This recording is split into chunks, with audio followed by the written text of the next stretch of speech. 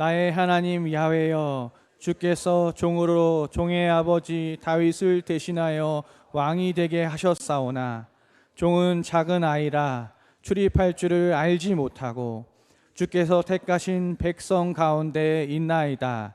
그들은 큰 백성이라 수요가 많아서 셀 수도 없고 기록할 수도 없사오니 누가 주의 이 많은 백성을 재판할 수 있사오리이까. 듣는 마음을 종에게 주사 주의 백성을 재판하여 선악을 분별하게 하옵소서.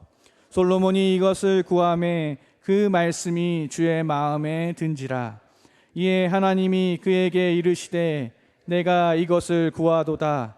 자기를 위하여 장수하기를 구하지 아니하며 부도 구하지 아니하며 자기 원수의 생명을 멸하기도 구하지 아니하고 오직 송사를 듣고 분별하는 지혜를 구하였으니 내가 내 말대로 하여 내게 지혜롭고 총명한 마음을 주노니 내 앞에도 너와 같은 자가 없었거니와 내 뒤에도 너와 같은 자가 일어남이 없으리라. 내가 또 내가 구하지 아니한 부귀와 영화도 내게 주노니 내 평생의 왕들 중에 너와 같은 자가 없을 것이라. 아멘. 오늘 말씀의 제목을 따라합니다. 하나님의 마음에 드는 사람. 우리가 지지난주에 나눈 말씀의 제목과 동일합니다. 오늘 본문 말씀은 솔로몬에 대한 내용인데요. 솔로몬의 아버지 다윗은 한마디로 하나님의 마음에 합한, 하나님의 마음에 드는 사람이었습니다. 물론 큰 죄를 짓기도 했지만 하나님의 말씀 앞에서 자신의 죄를 깨닫고 진정한 회개를 드렸고 같은 죄를 반복하지 않았어요. 그리고 평생 하나님을 사랑함으로 찬양과 기도의 삶을 살았던 그런 사람입니다. 아름다운 영성과 또 성실성을 가졌던 그런 사람이었죠. 자, 오늘 말씀 솔로몬을 보면 솔로몬에 대해서도 비슷한 표현이 나옵니다. 오늘 10절 말씀을 보면 솔로몬이 이것을 구하매 그 말이 주의 마음에 든지라. 솔로몬이 하나님께 구한 것, 하나님께 기도한 것이 하나님의 마음에 들었다는 거예요. 여러분, 우리가 살아가면서 우리 자신에게 자주 던져야 될 질문이 있습니다. 하나님께서 나를 기뻐하실까? 이 질문이에요. 하나님께서 나를 마음에 들어 하실까? 하나님께서 우리 가정을, 우리의 교회를 보시면서 기뻐하실까? 이 질문입니다. 우리가 평생 이 질문을 던지면서 또 답하면서 살아간다면 우리의 인생이 훨씬 더 아름답고 복된 인생이 될 줄로 믿습니다. 하나님께서 나를 마음에 들어 하실까? 지금 하나님께서 우리 교회를 보시면서 마음에 들어 하실까? 기뻐하실까? 이 질문이에요. 그리고 이 질문은 우리가 천국 가는 그날까지 평생 계속되어야 하는 질문인 것입니다. 왜냐하면 오늘 솔로몬을 보면 그래요. 솔로몬은 초기에는 하나님께 인정받은 사람이었어요. 오늘 말씀처럼 하나님의 마음에 드는 사람이었어요. 하나님께서 그의 기도를 들으시고 기뻐하셨어요. 어쩔 줄 몰라 하시면서 그가 구하지 않은 것까지 주시지 않았습니까? 그런데 처음 가졌던 마음을 솔로몬이 잃어버렸잖아요. 나중에는 하나님을 버리고 이방 신들을 섬겼습니다. 그가 사랑한 여인들 때문에. 외국 여자들하고 많이 결혼을 했잖아요. 그 외교적인 어떤 전략으로 정략 결혼을 많이 했어요. 후궁이 700명, 첩이 300명, 총 1000명. 우리 남성분들 전혀 부러워할 일이 아닙니다. 그 외국에서 온 여인들이 자기 나라의 신들을 가지고 들어왔잖아요. 솔로몬이 그것을 허락해 줬어요. 뿐만 아니라 그 여인들이 가지고 들어온 신들을 섬길 수 있도록 산당을 만들어줬어요. 거기서 이방 신들에게 제사하도록 해줬어요. 그리고 그러다 보니까 이스라엘 백성들, 유다 백성들도 거기에 젖어가지고 하나님을 버리고 이방 신들을 섬기게 된 거예요. 하나님이 미워하시는 짓을 한 것이죠. 그래서 여러분, 우리는 끝까지 신앙을 잘 지켜야 됩니다. 신앙생활을 오래 하신 분들, 교회 중직을 맡으신 분들, 더욱더 깨어서 자신을 살피고 조심해야 돼요. 선줄로 생각하는 자는 넘어질까 조심하라. 근데 오늘 본문의 말씀을 보면 솔로몬이 원래는 참 괜찮은 사람이었어요. 첫째로 솔로몬은요, 예배를 소중하게 여기는 사람이었습니다.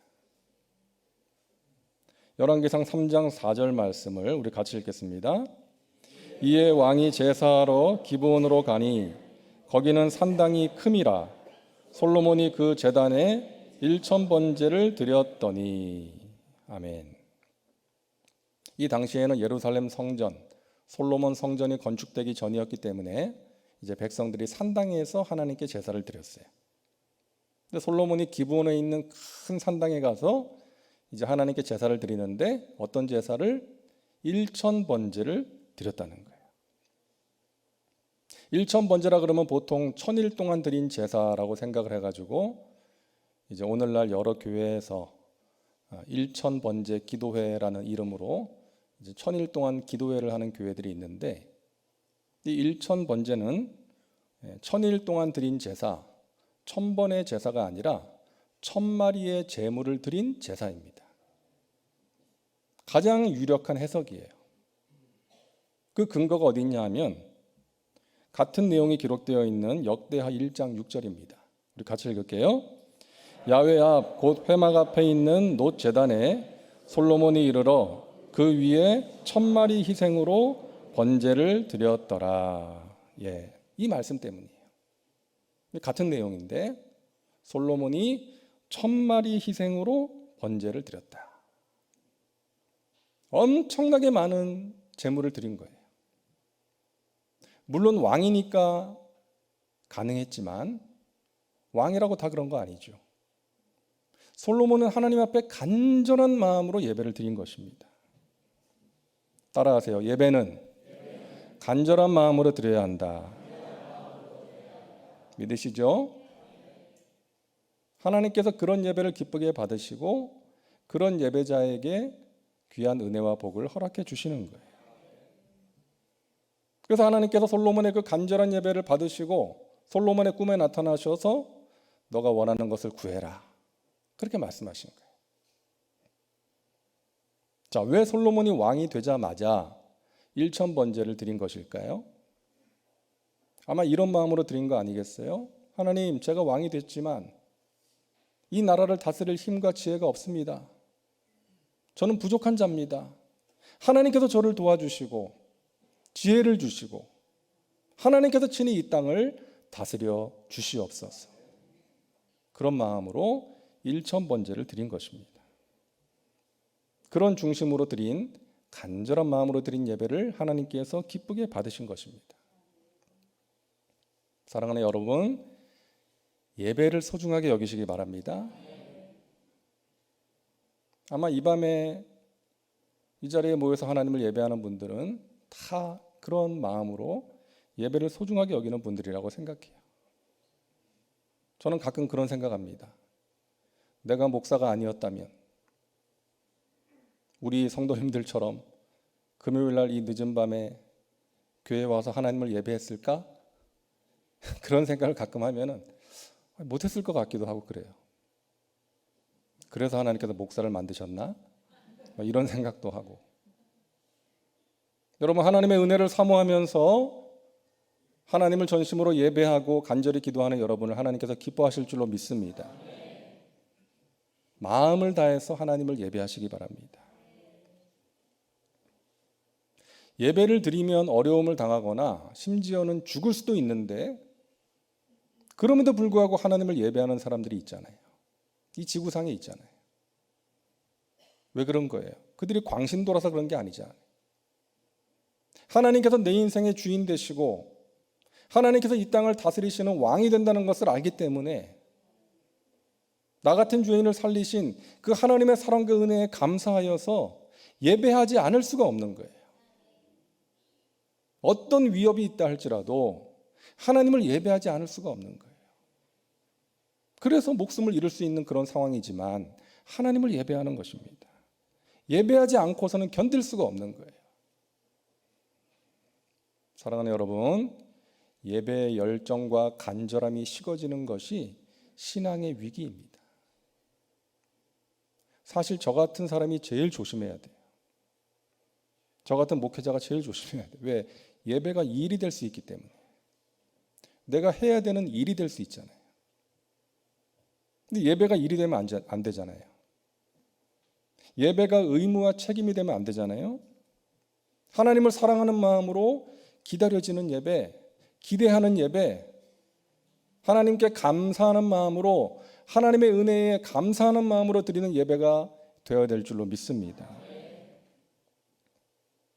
저 개인적으로 잊지 못하는 예배가 몇 개 있는데, 첫째는 제가 중학교 3학년 때 이제 죽음의 문턱에서 하나님 만나고 이제 하나님의 은혜로 살아났잖아요.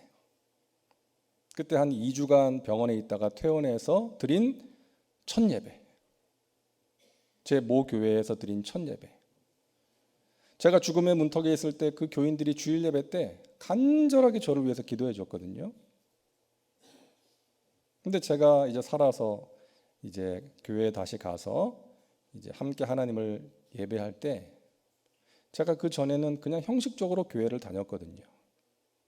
그냥 어릴 때부터 다니던 교회고 안 다니면 안 될 것 같고 또 예배 안 가면 부모님한테 혼나고 그래서 이제 다녀야 되니까 다닌 교회였고 드려야 되니까 드린 예배였어요.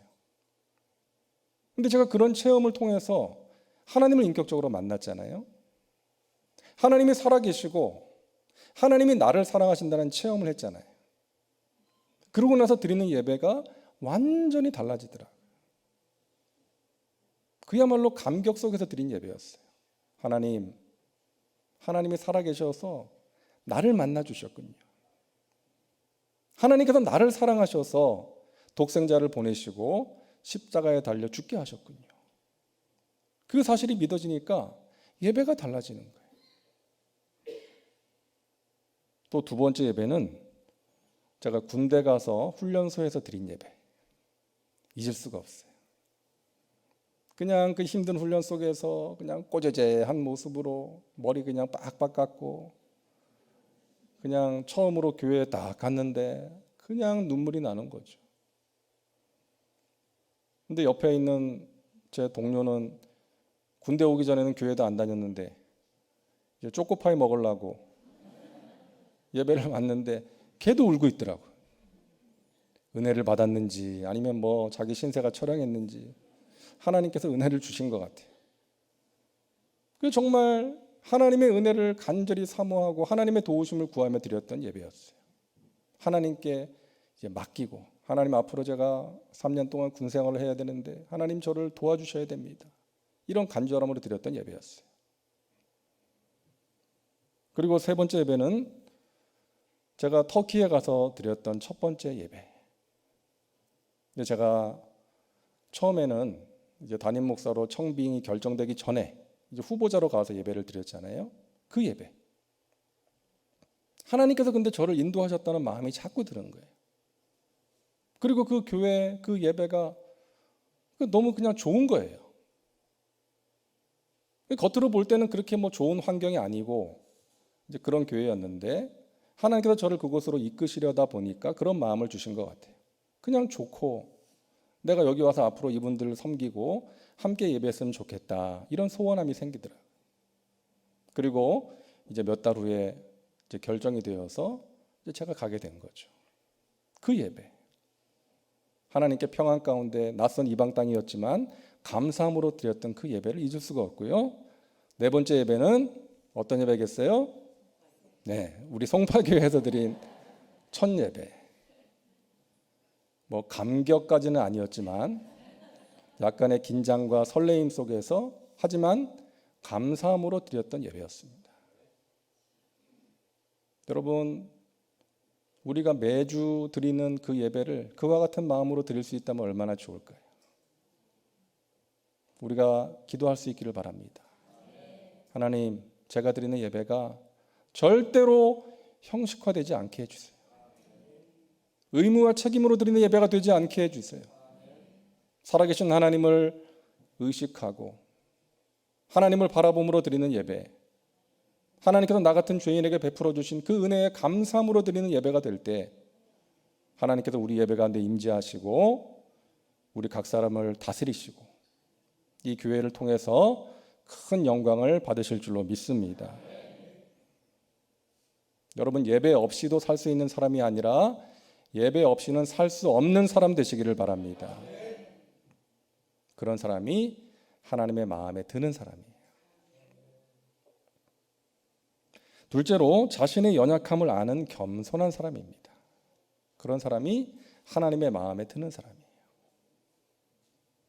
열왕기상 3장 7절 같이 읽습니다.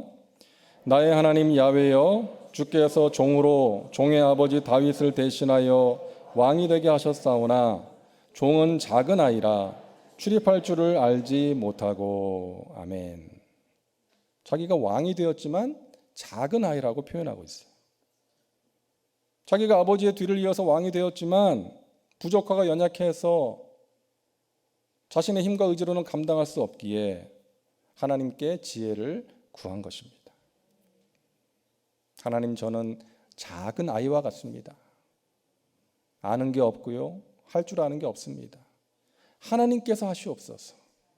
하나님, 저를 사용하여 주옵소서. 하나님께서 일을 행하시고 성취하여 주옵소서. 이런 중심을 가진 겸손한 자를 하나님께서 기뻐하십니다. 여러분, 교만한 사람은 하나님이 필요 없는 거예요. 그래서 하나님을 멀리하는 거예요. 하나님께서 그런 사람을 기뻐하지 않으시죠. 여러분, 매사에 자신감이 넘치는 거 썩 좋은 게 아닙니다. 그 글자부터가 그래요. 자신감. 자신을 믿는 마음이잖아요. 넌 할 수 있어. 너 자신을 믿어. 이 말은 용기를 줄 수 있는 말일 수는 있어도 복음은 아니에요. 복음은 뭐예요? 넌 할 수 없어요. 넌 할 수 없어. 너의 힘으로는 구원받을 수 없고 너의 힘으로는 하나님을 기쁘시게 할 수 없어. 하나님의 말씀을 지켜 행할 수 없어. 그렇기 때문에 너의 힘이 되시고 지혜가 되시는 하나님을 바라봐야 돼. 날마다 하나님을 의지해야 돼. 하나님을 믿음으로 붙들어야 돼. 이게 복음인 거예요. 여러분, 우리 자신은 절대로 믿을 만한 존재가 아닙니다. 우리 자신을 믿어서는 안 됩니다. 언제든지 교만에 빠질 수 있고요, 죄 가운데 빠질 수 있는 연약한 존재가 우리예요. 그래서 내가 아니라 내게 능력 주시는 주님을 의지하고 주님 안에 날마다 거해야 되는 것입니다. 여러분, 옆에 있는 사람도 믿지 마세요. 같이 사는 사람 믿지 마세요. 믿다가 실망할 때 있잖아요. 아시죠? 때로는 우리가 누군가한테 기대고 싶고 누군가로부터 위로받고 싶을 때가 있어요. 그런데 실망할 때가 많더라고요. 제가 터키에 있을 때 외로울 때가 참 많았죠. 뭐 친구도 없고 마음 터놓고 이야기 나눌 사람도 없고.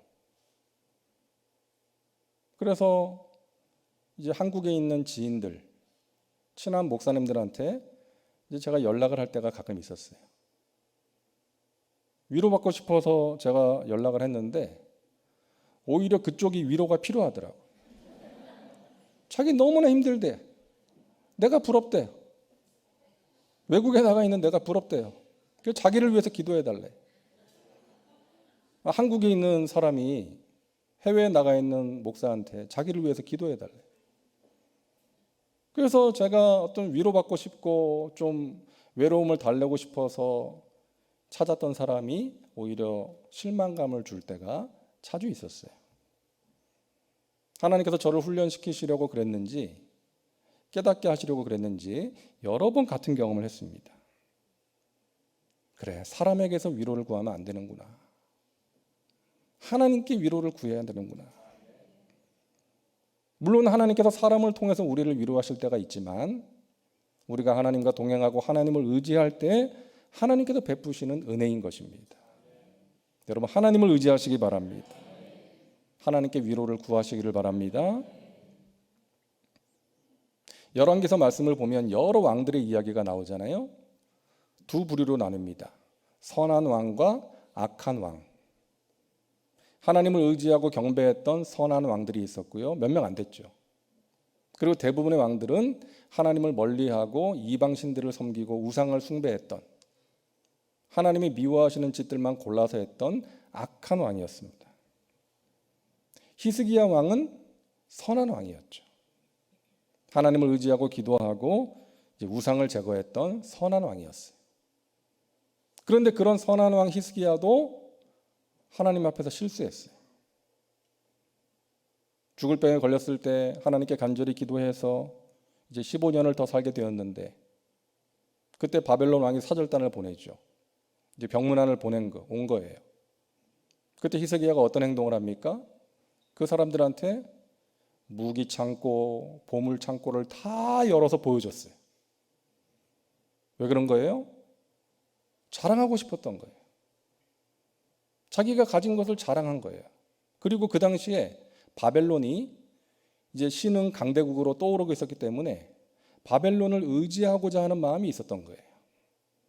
그들한테 잘 보여가지고 어떻게 좀 동맹을 잘 맺어서 앞날을 잘 도모해 봐야지, 이런 마음으로 그런 행동을 한 것입니다. 그런데 나중에 어떻게 됐어요? 그 바벨론에게 유다가 멸망한 것입니다. 유다가 의지하고자 했던 바벨론에게 멸망당한 거예요. 여러분, 이 세상에 그 무엇을 의지하면 안 되는 것입니다. 여러분, 그 사람이 자랑하는 것이 그 사람이 의지하는 거예요. 돈을 자랑하는 사람, 돈을 의지하는 사람입니다. 자식을 자랑하고 명예와 권력을 자랑하는 사람은 그 마음 속에 그것을 의지하는 마음이 있는 거예요. 그것을 하나님께서 기뻐하지 않으십니다. 여러분, 하나님을 의지하며 살아가시기를 바랍니다.